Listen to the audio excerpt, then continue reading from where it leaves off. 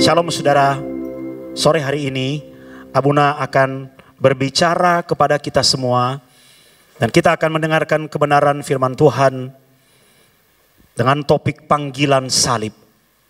Bapak Ibu mengerti bahwa ketika Yesus berada di dalam panggilan salib, dia berada di dalam satu titik di mana sisi kemanusiaannya bertempur dengan sisi keilahiannya. Di mana itu? Kita semua tahu di dalam pergumulannya saat berdoa di Taman Getsemani. Bahkan begitu hebatnya pergumulan yang dialami yang melibatkan dagingnya, jiwanya, dan rohnya. Pembuluh darah di bawah kulit pecah dan keluar menjadi keringat darah. Dia berusaha menawar agar salib itu lalu. Tetapi dia juga mengerti dari kekuatan rohnya bahwa dia harus menjalani itu. Di sini kita mengerti ya, bahwa kadang-kadang roh itu sudah berjalan 2-3 langkah di depan dan daging di belakang.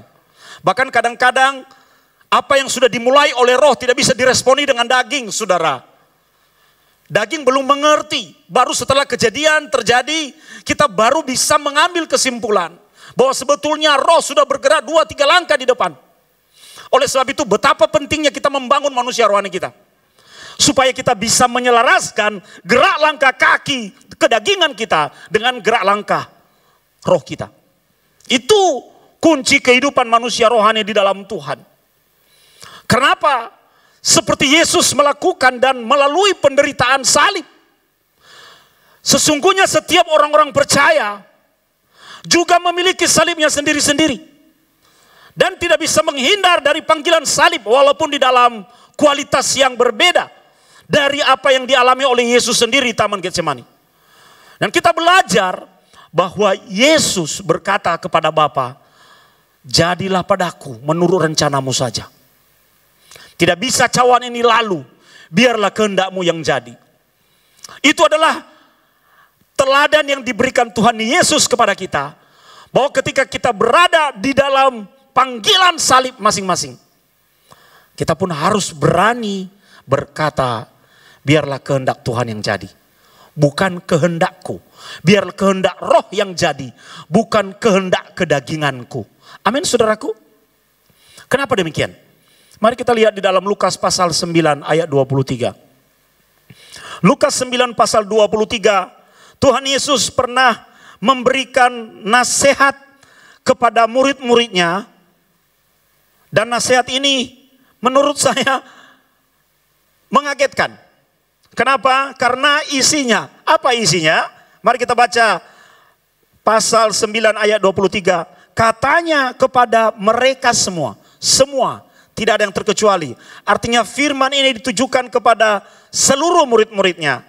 Setiap orang yang mau mengikut aku, ia harus menyangkal dirinya, memikul salibnya setiap hari dan mengikut aku.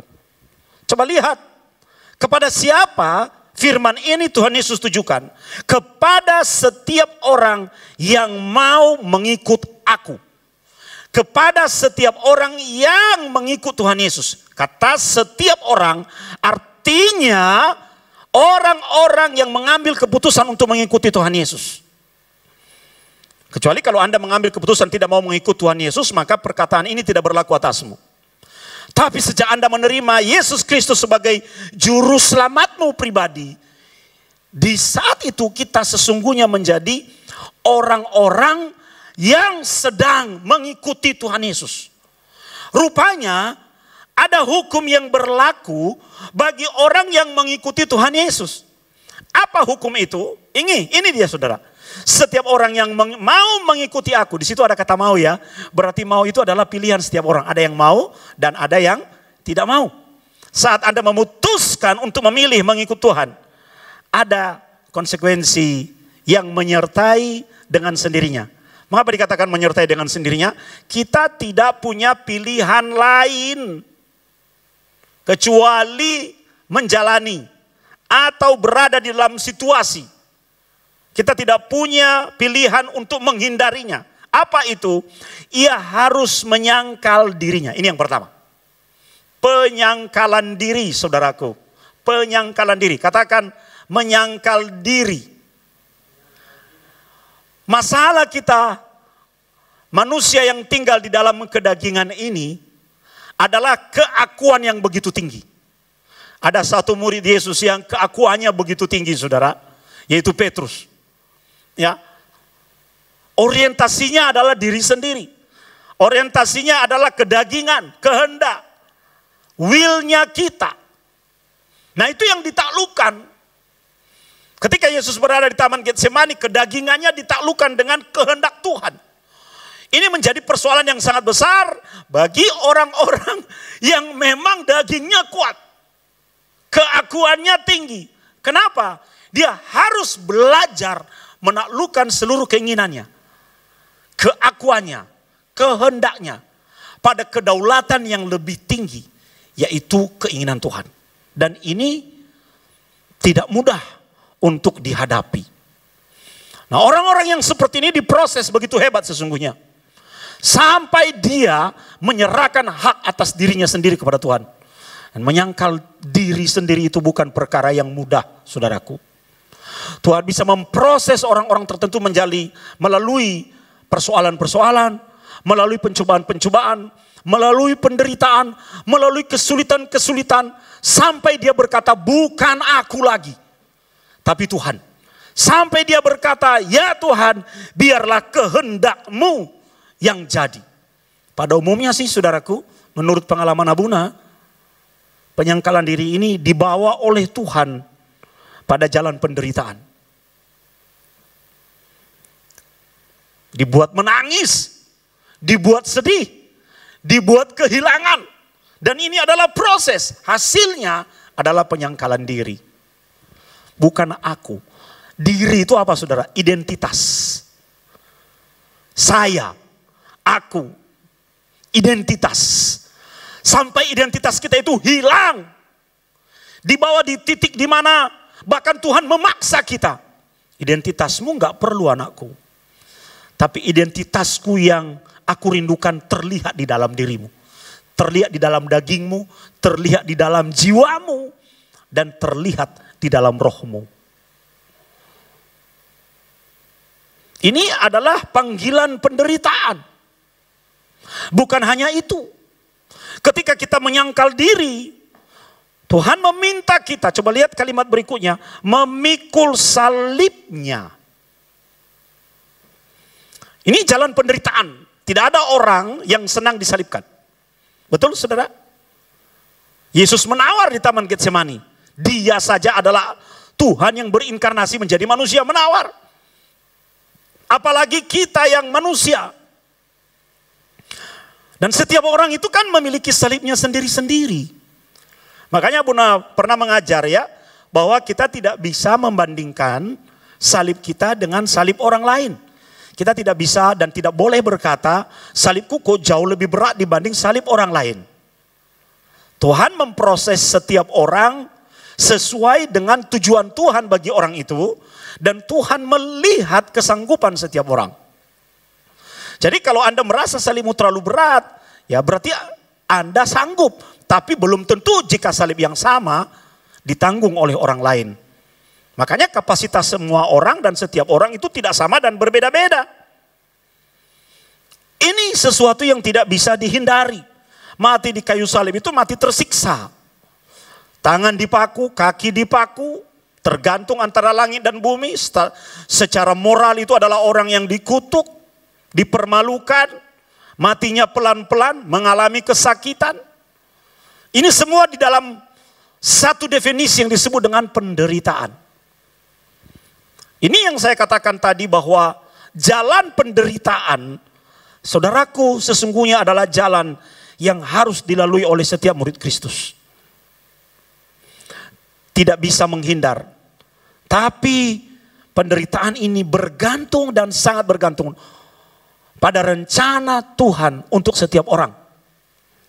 Sehingga kualitasnya bisa berbeda dan tidak sama. Tapi ada yang menarik di sini. Setiap orang yang mau mengikut aku, ia harus menyangkal dirinya, memikul salibnya, apa saudara? Setiap hari dan mengikut aku. Setiap hari, every day. Artinya setiap saat, setiap bagian dalam hidupmu, selalu ada yang namanya sesungguhnya yang disebut dengan jalan penderitaan. Hanya dalam kapasitas yang berbeda-beda. Abuni pernah berkata kepada Abuna, "Pah, penderitaan itu memurnikan jiwa loh. Itu cara Tuhan untuk membuat jiwamu jadi murni, disaring. Murni, tidak ada lagi pengotor-pengotor yang lain." Maka penderitaan itu sebenarnya membutuhkan respon terbaik kita. Sebab salib kita diberikan untuk diri kita masing-masing. Dan itu harus kita pikul sambil mengikuti dia. Gimana ya? Sambil berdoa mikul salib. Sambil menyanyi mikul salib. Sambil menjalani hidup mikul salib. Itu bukan sesuatu yang nyaman, saudara. Orang cenderung menghindari memikul salib ini. Tapi nggak bisa. Nggak bisa. Jalan penderitaan adalah salah satu jalan yang ditempuh oleh manusia yang fana di dunia ini. Untuk memenuhi tujuan-tujuan Tuhan. Jadi kalau Anda sedang mengalami penderitaan hari ini dalam definisimu sebagai sesuatu yang menyedihkan, menjadi salibmu, menjadi bebanmu, mari bangun pengertianmu bahwa memang itu sesuatu yang tidak bisa Anda hindari. Amin. Sesuatu yang memang harus Anda pikul sebagai murid Kristus. Dan kapasitasnya memang sudah diukurkan kepadamu. Jadi hatimu lebih siap menerimanya. Bukan lari, bukan menyalahkan orang lain, bukan menyalahkan Tuhan. Tidak. Kenapa kita memberikan respon yang salah? Karena umumnya kita tidak menyukai jalan penderitaan. Panggilan salib ini cenderung kita hindari. Nggak bisa menghindar. Tinggal tunggu waktu semua orang mendapat gilirannya masing-masing. Tapi dengan pengertian yang benar, saudaraku, kita jadi tahu bahwa kita itu sedang berada di dalam rencana Tuhan. Amin. Menyangkal diri dan memikul salib itu bukan perkara yang mudah. Identitas kita dihilangkan, tapi hasilnya Kristus itu akan menjadi terlihat di dalam dirimu. Amin. Ya, bukan dirimu lagi. Tuhan berikan beban salib. Setelah salib itu apa yang terjadi? Kemuliaan. Itu sesuatu yang harus kita lihat. Bahwa di balik salib ada kemuliaan yang diterima oleh Tuhan Yesus. Dan itu adalah gambaran bahwa di balik salib ada kemuliaan yang menantimu di depan. Jadi kalau Anda sedang mengalami itu hari-hari ini, bersyukurlah saudara. Sebab Anda lebih dahulu menjalaninya. Amin. Sementara orang lain sedang antri melalui proses itu, Anda sudah melaluinya terlebih dahulu. Anda juga bisa menguatkan orang-orang lain yang sedang berada di dalam proses yang sama. Mari kita lihat Ibrani pasal 12 ayat yang ke-6, saudara. Ada satu hal yang sangat indah di situ. Penderitaan itu karena Tuhan sayang saudara. Amin. Karena Tuhan menghajar orang yang dikasihinya. Ibrani pasal 12 ayat yang ke-6. Karena Tuhan menghajar orang yang dikasihinya. Dan ia menyesah orang yang diakuinya sebagai anak. Ada dua kata kerja di situ. Menghajar. Tujuan menghajar adalah untuk mendidik. Mendidik itu saudara membuat kita dari tidak tahu menjadi tahu. Dari tidak berpengertian memiliki pengertian. Dari tidak berpengetahuan menjadi berpengetahuan. Dari bodoh jadi pintar. Bukan dalam hal kapasitas keilmuan. Tapi dalam hal mengenali Tuhan. Kita jadi tahu Tuhan itu baik. Kita jadi tahu Tuhan itu setia. Kita jadi tahu Tuhan itu punya rencana. Kita jadi tahu Tuhan itu berdaulat. Segala yang terjadi di dalam hidup kita ini, itu membuat kita mengingat akan Tuhan. Ingat khotbah Abuna minggu yang lalu. Tuhan mau membuat kita berada di dalam disiplin Tuhan. Sehingga kita berjalan di dalam relnya. Coba tampilkan lagi ayat itu. Itu yang Tuhan maksudkan, saudara, dengan kata menghajar. Karena Tuhan menghajar orang yang dikasihinya. Nanti dulu kita bahas yang dikasihinya. Dan ia menyesah. Kata kerja yang kedua adalah menyesah. Menyesah itu adalah mencambuk. Mau dicambuk? Sakit loh saudara. Sakit. Kalau dicambuk oleh Tuhan, itu bisa dalam, perih, pedih, sakit, mengeluarkan luka, membuat luka terjadi, mengeluarkan darah, menciptakan lembam, biru-biru, meninggalkan bekas. Ketika sebuah tragedi kita hadapi, bahkan kadang-kadang bekasnya bisa seumur hidup. Ia menyesah. Siapa yang disesah? Orang yang diakuinya sebagai anak. Tidak gampang. Dicambuk oleh Tuhan, sakit. Tidak bisa dihindari. Tapi coba lihat saudara. Abuna banyak belajar hari-hari ini bahwa seringkali saya bahkan sebagai hamba Tuhan, daging.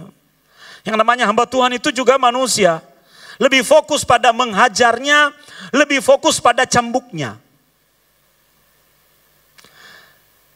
Tapi hari ini saya mau beritahu kepada saudara, termasuk buat Abuna sendiri, mari kita geser fokus kita. Bahwa kita adalah orang yang beruntung. Ketika kita diajar, dididik, disiplin. Ketika kita tersakiti karena tercambuk. Yesus aja dicambuk oleh prajurit-prajurit Romawi. Dan bilur-bilurnya menyembuhkan. Di balik itu ada kemuliaan. Mengapa kita beruntung? Karena kita dikasihi oleh Tuhan. Coba tampilkan lagi itu. Karena Anda, saudara dan saya, dihajar karena dikasihi oleh Tuhan. Disesah, dicambuk. Karena posisi dan kredibilitas kita. Status kita sebagai anak. Jadi kalau Anda sedang dihajar, sedang dicambuki oleh Tuhan, itu karena Dia mengasihi Anda. Itu karena Anda adalah anaknya. Saudara dan saya, betapa beruntungnya dikasihi oleh Tuhan. Kadang-kadang kita punya perspektif bahwa dikasihi oleh Tuhan artinya diberkati, ya. Diberi banyak duit, diberikan banyak berkat. Betul saudara, betul. Dipromosikan oleh Tuhan. Tapi ada jalan lain. Di mana Tuhan juga menyatakan kasih-Nya dan cintanya kepada anaknya yang adalah saudara dan saya. Dia menggunakan penderitaan. Dia menggunakan kesakitan. Untuk menyatakan kasih-Nya kepadamu. Karena kalau kita sakit, kita bisa menyangkal diri. Tidak mudah. Tapi itu jalan yang harus kita lalui. Jangan cuma berkata, ketika saya menang undian, tiba-tiba ada kiriman mobil datang ke rumah. Wah, saya dikasihi oleh Tuhan. Ya, itu betul. Tapi itu bukan satu-satunya. Abuna banyak belajar bersama Abuni. Bahwa dikasihi oleh Tuhan punya perspektif yang lain. Melalui jalan pendidikan Tuhan. Dan melalui cambuk demi cambuk. Yang mungkin meninggalkan bekas. Tapi kita tidak pernah ditinggalkan sendirian. Dia Tuhan yang akan menyelesaikannya bagi kita. Amin. Karena bukan manusia yang melakukan ini. Saudara, kalau Anda berada di dalam cambukan dan didikan Tuhan, oh, Dia bisa membuatmu senang dulu loh, senang. Tiba-tiba jebret, kontras. Keadaannya bisa berbalik dalam hitungan detik. Begitu cara Tuhan untuk mengingatkan kita akan kasih-Nya. Haleluya. Untuk mengingatkan kita bahwa kita adalah anak-Nya. Seorang bapa tidak pernah mau melihat anaknya mati. Seorang bapa tidak pernah mau membuat anaknya menderita.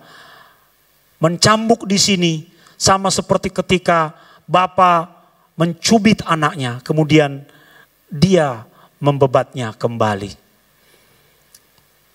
Saya ingin membaca kembali kepada saudara pengalaman Ayub dan responnya.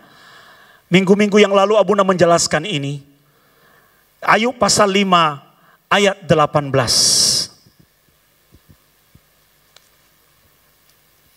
Ayub pasal 5 ayat yang ke-18. Semoga saudara ingat. Karena dialah yang melukai, tetapi juga yang membebat. Dialah yang memukuli, tetapi tangannya yang menyembuhkan pula. Abuna sudah membahas ayat ini. Kita tahu bahwa ini adalah respon Ayub kepada Tuhan atas penderitaan yang dia tidak mengerti yang sedang dia alami. Tiba-tiba dia kehilangan hartanya, kehilangan orang-orang yang dia kasihi, anak-anaknya, bahkan badannya menderita. Coba sekarang bandingkan diri saudara dengan apa yang Ayub alami. Bandingkan. Apakah jauh lebih berat? Hah? Kalau Anda yang jauh lebih berat, Anda bisa membuat Alkitab sendiri. Tujuan kitab Ayub ini memberitahukan kepada kita, ketika Abuna baca ini, seperti ada kekuatan yang mengalir. Apa yang saya alami tidak jauh lebih berat dari yang dialami Ayub. Bahkan dia yang jauh lebih berat berkata, karena dia percaya kepada Tuhan. Dia yang melukai tetapi juga yang membebat. Dia yang memukuli tetapi yang tangannya menyembuhkan pula.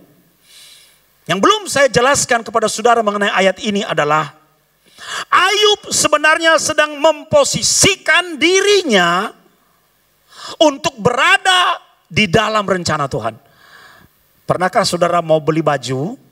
Sebelum Anda memutuskan untuk membayar kepada kasir, Anda mencobanya terlebih dahulu. Betul saudara? Ya, mencobanya terlebih dahulu di ruang ganti. To fit. Oh ini cocok buat saya. Biasanya ukuran. Itu yang terjadi di dalam ayat ini. Ayub sedang memposisikan dirinya di dalam ukuran Tuhan. Sehingga dia berani berkata, dalam tragedi, kehilangan, kesedihan, dalam panggilan salib yang dia alami. Memang waktu itu Yesus belum disalib, saudara. Tapi ini adalah bayang-bayang yang namanya penderitaan. Respon Ayub adalah dia memposisikan dirinya terhadap ukuran baju yang sudah Tuhan tetapkan. Termasuk cara kerja Tuhan yang dia tidak mengerti. Tiba-tiba saja dia berada di dalam situasi itu. Itu adalah peristiwa yang tidak terselami. Tapi melalui pengalaman Ayub, kita menjadi orang-orang yang dikuatkan. Hari-hari ini dalam pandemi, Abuna merasakan dan ikut merasakan kesedihan banyak saudara, anak-anak Tuhan yang kehilangan suami, kehilangan istri, kehilangan anak, kehilangan teman-teman, kehilangan orang tua. Begitu cepat, mendadak. Belajar dari apa yang direfleksikan oleh Ayub. Memang di satu sisi kita mengalami kehilangan, tapi kita harus melihat ini di dalam rencana Tuhan. Jangan cuma melihat dari sisi kedagingan kita. Amin. Beberapa waktu yang lalu Revo berkata kepada saya, "Pak, jangan cuma Papa melihat dari sisi kepentingan Papa sebagai Bapak yang kehilangan anak. Lihat juga dari rencana Tuhan. Bahkan mungkin ada yang Tuhan tahu di depan yang Papa belum tahu. Lihat di dalam piece demi piece yang utuh. Jangan cuma piece-nya Papa. Wah, ini menguatkan Abuna, saudara. Ayo melakukan itu. Terhadap hal yang tidak terselami yang sedang dia alami. Dia berkata bahwa Tuhan itu selalu ada untuk menyembuhkan luka. Amin. Mengapa lukamu tidak sembuh? Karena Anda tidak menyadari bahwa ada Tuhan. Dia sembuhkan lukamu. Yang ngomong ini bukan pendeta yang asal ngomong, saudara. Yang juga mengalaminya. Hanya Tuhan. Dan ketika engkau memutuskan to fit di dalam Tuhan, luka itu akan disembuhkan oleh Tuhan. Dan tangannya akan menjamahmu sehingga engkau pulih. Pak Dodi maju ke depan. Karena di dalam kehidupan kekristenan sebagai orang yang mengikuti Tuhan, nggak ada tuh saudara Abuna membaca bahwa jalan hidup kita adalah jalan yang diberkati terus. Yang enak-enak terus, nggak ada. Nggak ada. Tuhan tidak menjanjikan jalanmu selalu rata. Cuaca aja bisa berubah. Pagi bisa terik, malam atau sore mendung dan hujan deras. Tuhan gak pernah menjanjikan langit selalu biru di dalam hidupmu. Gak bisa. Tetapi ketika langitnya mendung, sementara Anda mengharapkan biru. Ketika jalannya berbelok-belok, dengan tanjakan yang ekstrim atau turunan yang ekstrim, sementara Anda mengharapkan itu rata, tidak ada pilihan Anda menjalaninya. Sadarilah bahwa Tuhan ada bersamamu. Karena apa? Dia Immanuel. Immanuel. Tidak mudah mengatakan ini kepada orang-orang yang sedih. Atau orang-orang yang sedang mengalami panggilan salib. Tapi belajar dari Ayub. Kenapa dia berkata? Karena dialah yang melukai tapi juga yang membebat. Dia yang memukuli tetapi yang tangannya menyembuhkan pula. Karena Ayub belajar dua hal. Dan ini juga Abuna alami, saudara. Saya baru bisa mulai tersenyum.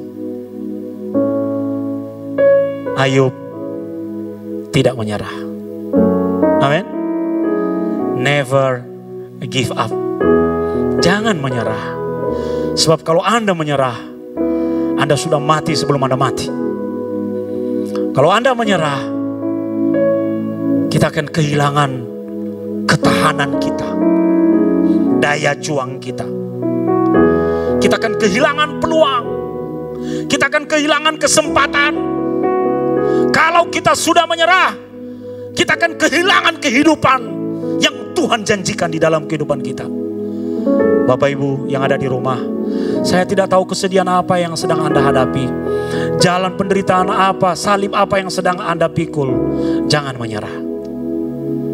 Dan yang kedua, gandeng saudara, jangan pernah putus asa.